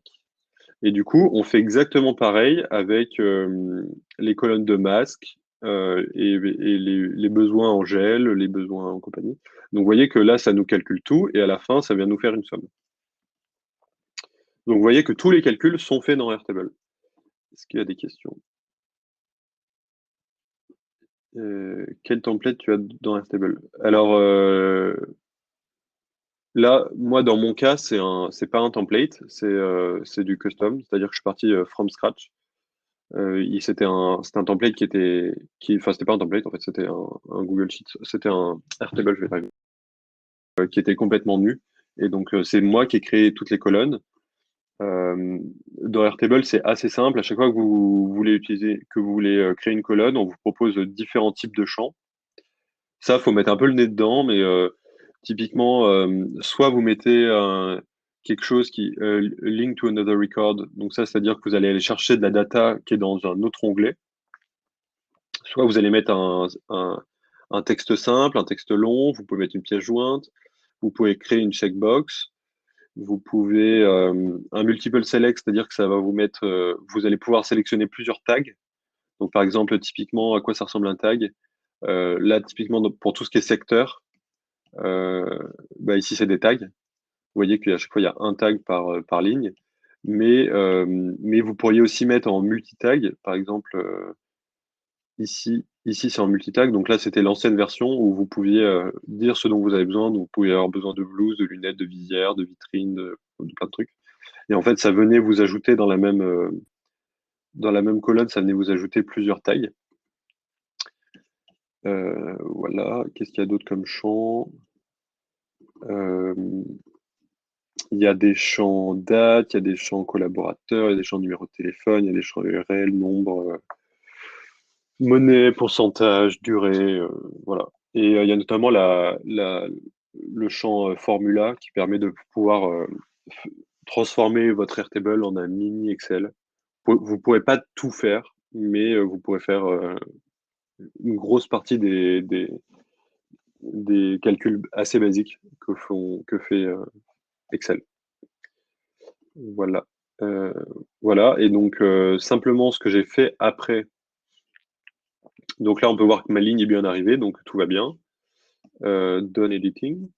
Et ce que j'ai dit après, c'est que j'ai dit à Zapier, à chaque fois que quelqu'un remplit le questionnaire, tu nous envoies un message sur Slack avec exactement les infos enfin, avec les infos qu'il vient d'envoyer. Et nous, ça nous permet de savoir qu'il y a une personne qui a rempli le questionnaire. Donc simplement, donc j'ai sélectionné le channel Slack sur lequel je voulais que ça aille. Et simplement, ensuite, je suis venu rajouter les informations du Airtable que j'avais. Et là, pareil, si vous voulez rajouter une information, c'est super simple. Alors, hop, donc, mon curseur ici, voilà, vous pouvez insérer de la data. Donc, vous allez simplement aller chercher le champ en question que vous voulez. Si vous voulez le besoin en lunettes, hop, ça vient s'ajouter. Et au moment où ça pushera sur Slack, ça mettra la data, la data en question. Et donc là, nous, par exemple, dans notre cas, ça nous permet de pouvoir dire, bah, OK, il y a lui qui a rempli le diagnostic. Et ben, sa commande son besoin, il a été calculé dans Airtable. Et l'équivalent, c'est 789 euros. Et donc, nous, on sait qu'à partir d'un certain nombre Nous, par exemple, à partir de 1000 euros, on sait que ça vaut le coup qu'il y ait un sales qui aille vérifier que la personne a bien fait l'achat. Et si elle n'a pas fait l'achat, c'est l'appeler pour savoir c'est quoi le problème. Est-ce qu'on peut mettre des modalités de paiement en place et est-ce que et pourquoi est-ce qu'elle n'est pas passée à l'achat, quoi. Voilà. Donc ça, voilà, ça push un message sur Slack. Done editing, tac. Et enfin, le dernier truc, quand même, qui est le plus important, c'est d'envoyer le fameux diagnostic par email. Donc là, pareil, j'ai simplement configuré Zapier pour dire, OK, donc tu choisis Gmail, et dans Gmail, tu envoies, l'action, c'est envoyer un mail. Vous pouvez faire d'autres choses, vous pouvez faire créer un, créer un brouillon, répondre à un email, vous pouvez faire plein de choses. Vous le connectez bien à votre compte, et ensuite, bah, vous avez simplement à remplir, c'est comme un email, hein. Vous remplissez à qui ça va l'envoyer. Là, dans notre cas, il faut bien penser que c'est dynamique, c'est-à-dire qu'il faut bien envoyer ça au mail qui a été rempli dans le Typeform. Donc là, je suis allé chercher la data dans, euh, dans Airtable, dans ce cas-ci. Hop, c'est le champ field email qui est ici. Et ensuite, bon, il y a quelques infos à remplir, rien de très compliqué. Et ensuite, vous pouvez rajouter du texte. Et donc, simplement, là, c'est exactement comme sur Slack. Euh, Vous mettez votre texte et au milieu, vous rajoutez les variables que vous voulez mettre. Donc là, typiquement, ça va le dire, OK, donc on a fait nos recommandations pour votre business en particulier. Il vous faut un kit pour protéger vos 3 salariés et ça vous fera l'équivalent de 149 euros pour un trimestre. Et donc tout ça, c'est les calculs qui sont faits directement dans Airtable. Et ensuite, voilà. Alors, n'ayez pas peur, il y a un peu d'HTML au milieu, mais parce que j'ai choisi que mon email soit du HTML, mais bien sûr, vous pouvez le faire en mode texte ultra basique sur Google Sheets.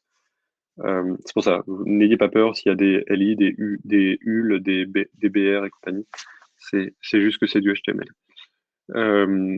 Voilà, et ensuite, vous pouvez bien sûr faire le test. Et dès que c'est bon, vous avez juste si votre testament. Là, je vais pas le faire, sinon ça va envoyer un mail à la personne qui a, qui a déjà rempli le questionnaire. Vous avez juste à mettre le zap on. Et donc maintenant, dès qu'une personne va remplir le typeform, pouf, ça va déclencher toutes ces actions à chaque fois. Voilà un peu comment on peut automatiser les choses. Alors les questions. C'est les mêmes formules que Google Sheets. Ouais, la plupart des formules, c'est les mêmes que Google Sheets, tout à fait. Oui, pour la publication sur les réseaux sociaux en automatique, ouais, bien sûr que tu peux même créer des posts en automatique. J'ai vu un truc assez cool dernièrement. Euh, C'était un mec qui créait des images à partir de templates qu'il avait pré-créés dans je sais plus quel outil. Et, euh, et ça pushait directement sur Insta. Euh, Qu'est-ce qu'il y avait? Il y avait une des designers chez The Family qui s'était créé un compte Insta parce qu'elle avait envie de pusher du contenu qu'elle aimait bien et le partager avec d'autres personnes. Le flow, c'était quoi? Le flow, c'était dès qu'elle pin quelque chose sur Pinterest, euh, ça crée, euh, ça crée une image comment ça s'appelle? Dans Buffer.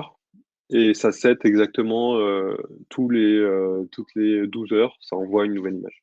Enfin, ça push une nouvelle image. Euh, Quelle fourchette pour un budget mensuel de budget mensuel? Tout dépend des outils que tu utilises. Tu vas pas tout utiliser, mais disons que si tu avais à vraiment tout utiliser, tu en aurais pour 200 euros maxi par mois. Euh, En gros, tu en as pour, je crois, 40 euros. Si tu veux utiliser Airtable à fond, tu en as pour 40 euros. Si tu veux utiliser Zapier à fond, tu en as pour 40 euros. Et si derrière, tu as un Wix, tu en as pour 8 euros. Donc en gros, pour 100 euros, tu as une boîte.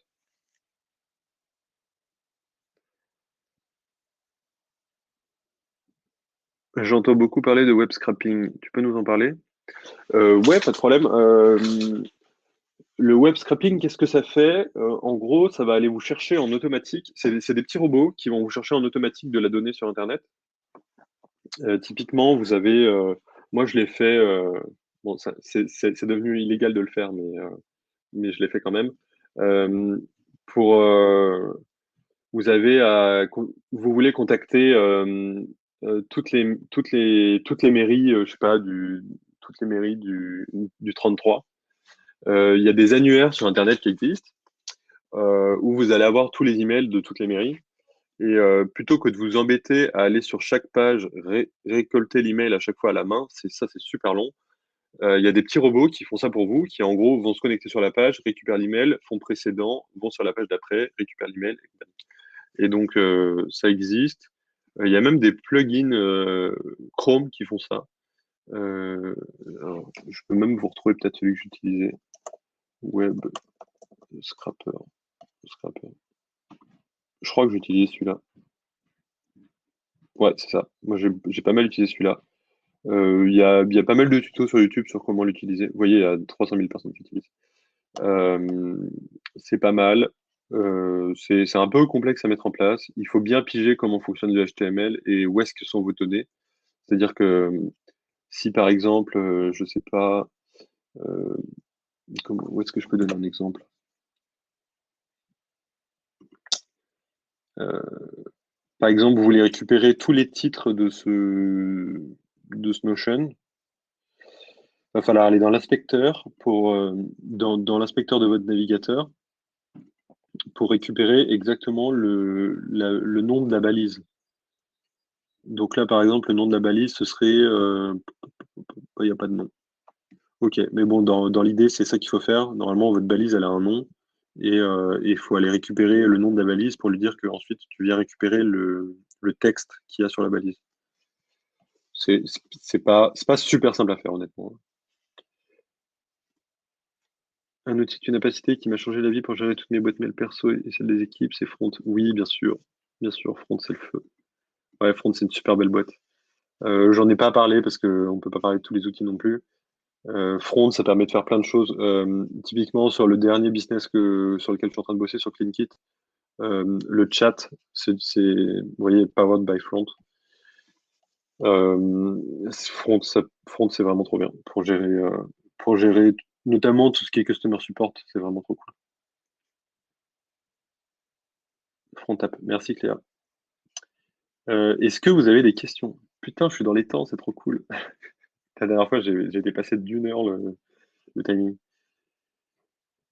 Si vous avez des questions, c'est le moment. Et n'hésitez pas à pop in dans la conversation si vous voulez, si vous voulez des questions plus spécifiques, m'en parler en face à face. N'hésitez pas à venir me parler de votre business en particulier. C'était génial. Merci Pierrick. Ça fait plaisir. Merci Elodie.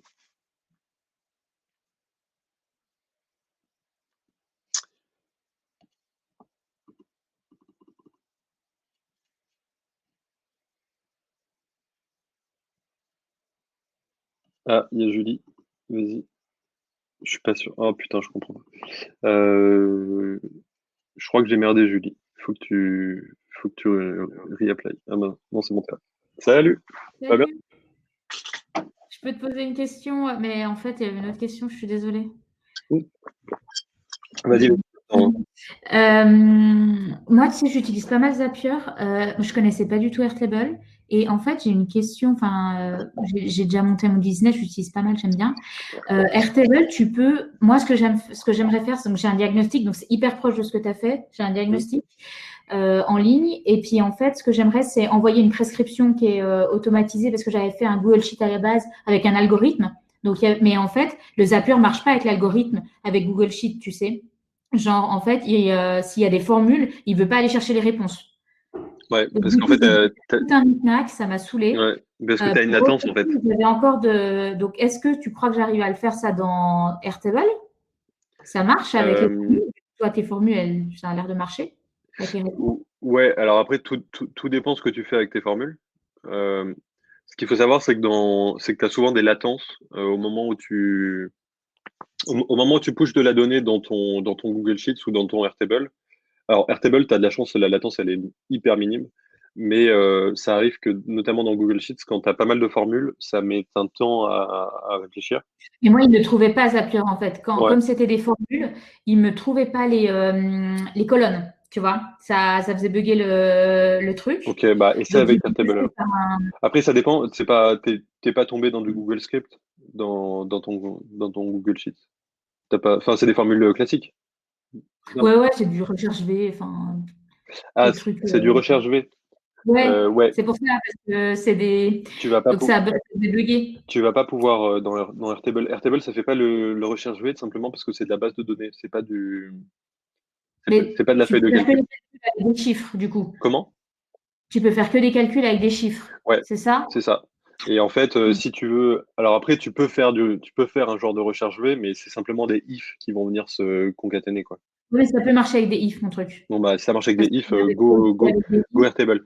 Si tu as un problème, hésite pas sur Zapier, tu peux rajouter un délai. C'est-à-dire qu'au moment où l'action numéro 1 est faite, tu peux lui dire OK, l'action Hmm, numéro 2, tu l'as fait que dans 30 ok. secondes, que dans 1 minute, que dans 24 heures. Ah, Et en fait, ça te permet de. Moi, ça m'est arrivé plusieurs fois que, notamment en automatisant les documents légaux, euh, je comprenais pas pourquoi. Au moment où ça me créait les documents, ils étaient tout buggés.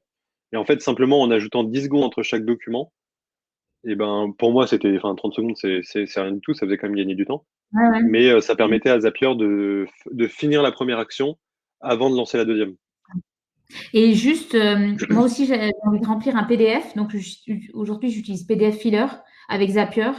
Mais franchement, PDF Filler, c'est un peu has-been, quoi. C'est un peu tout pourri. Ouais. Donc, je ne sais pas si Airtable, il y a aussi peut-être ça dedans. Je ne sais pas si tu connais. Non, Remplir un PDF parce que, tu vois, ma prescription, après, je trouve que c'est cool quand c'est rempli ouais, ouais. automatiquement. Enfin, Et ben, moi, j'ai trouvé une technique pour parer ça. Ce que je fais, c'est que je crée un template avec Google Docs. Tu vas voir ouais, sur Zapier, c'est proposé. Tu fais ouais, create document from template. Et donc ensuite, ok, et simplement dans ton Google Doc, tu auras des variables. La nomenclature, il faut juste mettre c'est double accolade de chaque côté. ok. Euh, ensuite, Zapier va aller te les chercher. Simplement, tu les associes comme j'ai montré là, de manière très simple. Et au Mais moment, tu peux designer un peu, ça peut être beau. ouais, bah c'est un Google Docs, donc tu peux le customiser Ouais, comme tu peux customiser un Google Docs, quoi. Euh, ok. Et à la fin, tu peux l'envoyer par email aux gens? et en fait, au moment où tu l'envoies, euh, euh, alors, tu sais quoi, regarde, je vais essayer de te le montrer en live. Je crois qu'on doit. Est-ce que je vais pouvoir? Je pense pas.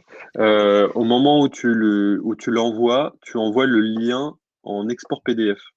Tu vas voir que ça va te proposer dans Gmail, tu vas pouvoir remonter, pardon, dans Zapier, sur ton action Gmail, voire au Gmail ou Ouais, n'importe quoi d'autre, tu vas pouvoir aller chercher une je peux action ajouter. Je sais, ouais. de Google Docs et tu auras un lien Ok. qui est marqué Bien, export PDF. Et donc tu utilises ça. Et ça, c'est le feu. trop bien. Merci Il beaucoup. n'y a pas de problème, avec plaisir. Bon, on va aller join l'autre Ouais, session. salut. Merci beaucoup, Pas de c'était problème. top. Salut Julie. Je vais répondre aux trois dernières questions.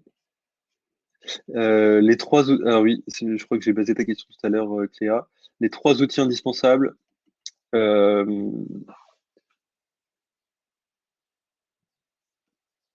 Airtable, Zapier, pour sûr, pour sûr. Et ensuite, ça dépend du reste pour ton business. En fait, fais tourner tout ce qui est data et en fait, tous les business, ça fonctionne sous forme de front-end et de back-end, c'est-à-dire tout ce que les gens voient et et tout ce qui réfléchit derrière. Fais ton back-end sur Airtable avec Zapier. Et pour ton front-end, ensuite, tu choisis soit Shopify, soit en fonction de ton business. Ça, pour le coup, je peux pas répondre. Mais je pense que la plupart des business peuvent tourner sur trois outils. sur 3 outils qui sont Airtable, Zapier et ensuite un front que tu choisis. De mon côté, si quelqu'un a une idée, j'ai un groupe privé Facebook, les gens mettent.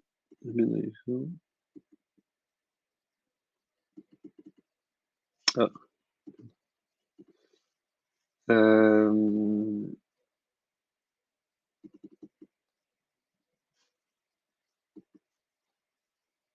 Ils mettent leur email dans le. C'est-à-dire, c'est au moment où ils appellent dans le groupe, c'est ça?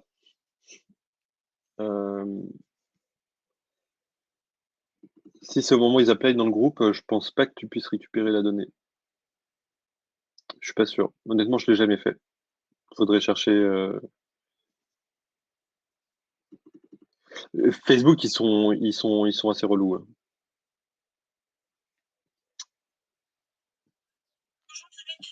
Salut Laure. Oui, j'avais une question. Merci beaucoup c'était génial la présentation. Moi, Top. ça sera très rapide. En fait, j'ai lancé un business moi de location de cuisine professionnelle partagée. Donc, c'est Okay. des boulangers-restaurateurs qui me mettent à dispo leur cuisine quand ils les utilisent pas, donc les après-midi et les week-ends, et moi, je les loue à d'autres professionnels des métiers de bouche. Donc, ça fait 2 ans et je le fais vraiment à l'ancienne. C'est-à-dire que là, je vomis de le faire à la main sur les tableurs Excel. Je Bien. traite mon téléphone. C'est le moment d'automatiser alors. Voilà, c'est ça. Et du coup, c'était ça que je voulais voir avec toi. Moi, le process que je fais, c'est donc les gens m'appellent, ils m'expriment leurs besoins. En fonction de leurs besoins, je les oriente vers telle ou telle cuisine. Et en fonction de telle ou telle cuisine, je vérifie les disponibilités et après, je leur fais un devis. Après, ils acceptent le devis. Ils m'envoient les documents et après, on lance la location de cuisine. Donc, je sais pas si c'est très clair. Mais, Si.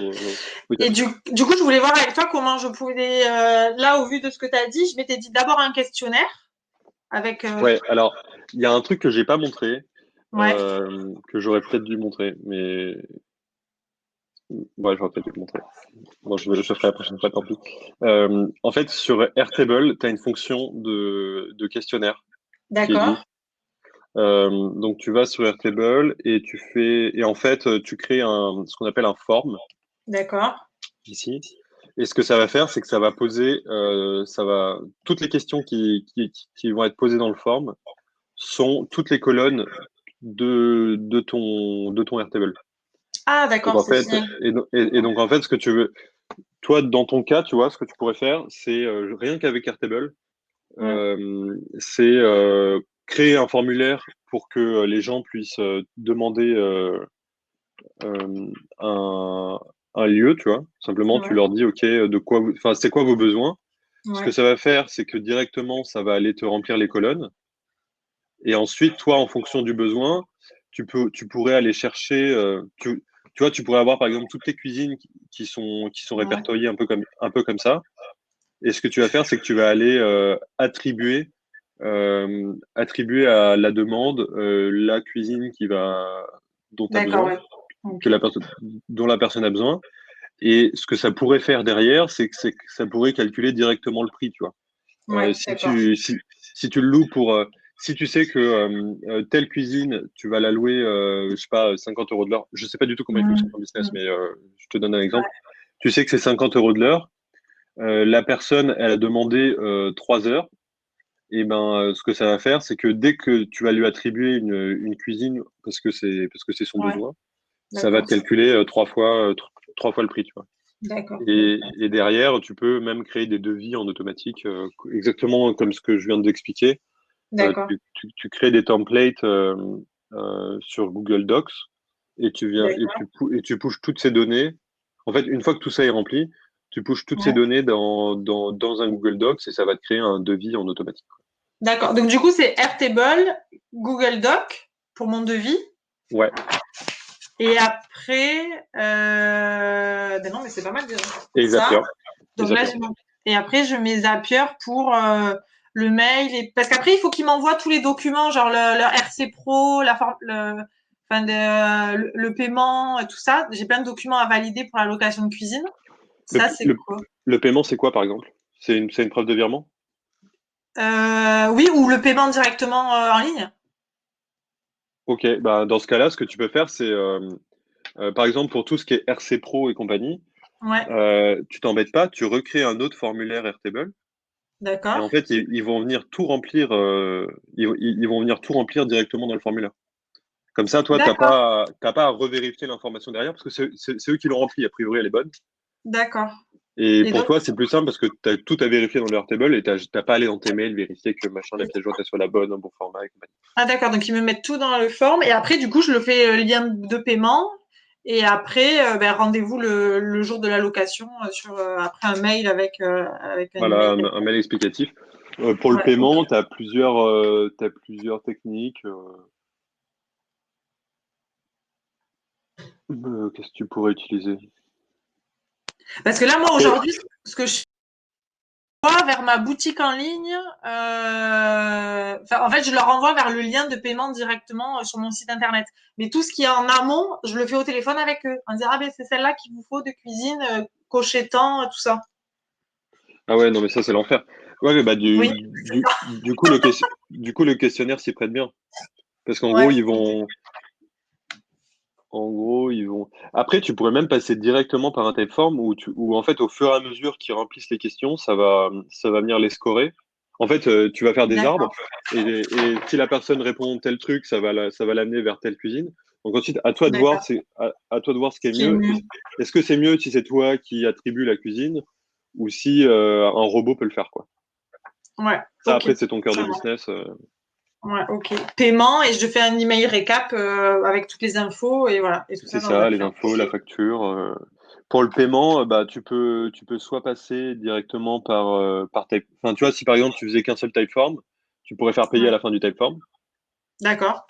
Parce qu'en fait, comme tu as déjà sélectionné la cuisine que Ah oui, tu vas avoir et le nombre d'heures et le machin, d'accord. ça peut faire les calculs tout seul et tu as juste à payer en bas, Ok. ce qui est cool aussi. Euh, voilà, il y a plein de. En fait, il y a plein de solutions, hein. Il y a pas de bonnes solutions. C'est sûr. Ouais, il y en C'est a vraiment plusieurs. en fonction de ce que tu veux faire, à quel point tu veux que ce soit custom et que l'expérience client soit. Ok. Ok, super. Bon, merci beaucoup en tout cas. Bah, avec plaisir. Bonne Merci. journée. Salut. Ciao.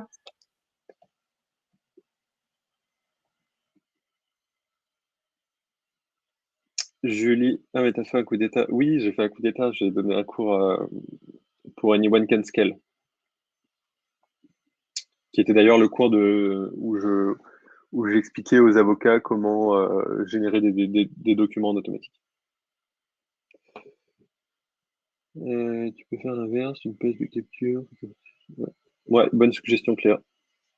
Ok, bah écoutez, si vous n'avez pas d'autres questions, on va s'arrêter là. C'est pas mal. Je vois qu'on n'est plus que trois, donc je sais pas qui est encore là. Je peux pas, je suis pas sûr de pouvoir voir. Bon, c'est bon pour tout le monde? Il n'y a plus personne? Je suis tout seul. Je parle tout seul. Ok. Et bah écoutez, merci à toutes. Et puis à la prochaine. N'hésitez pas, je suis sur Slack ou c'est @Pierrick si vous avez des questions. Merci. Ciao.